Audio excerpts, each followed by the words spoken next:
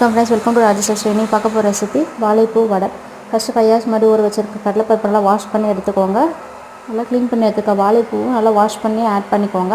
2 பச்சை மிளகாய், 1 table spoon சோம்பு, தேவைக்கேற்ற உப்பு இதெல்லாம் குறைப்பாக அரைச்சி எடுத்துகிட்டு 2 சின்ன சைஸ் ஆனியன் வந்து நல்லா சின்னதாக கட் பண்ணி ஆட் பண்ணிவிட்டு 1 டேபிள் ஸ்பூன் இஞ்சி பேஸ்ட்டு, கொத்தமல்லி, கருவேப்பிலை இதெல்லாம் போட்டு நல்லா மிக்ஸ் பண்ணி எடுத்துகிட்டு சூடான எண்ணெயில் தட்டி போட்டு ஒரு பக்கம் வந்து இன்னொரு பக்கம் திருப்பி போட்டு எடுத்திங்கன்னா சுவையான ஹெல்தியான வடை ரெடி.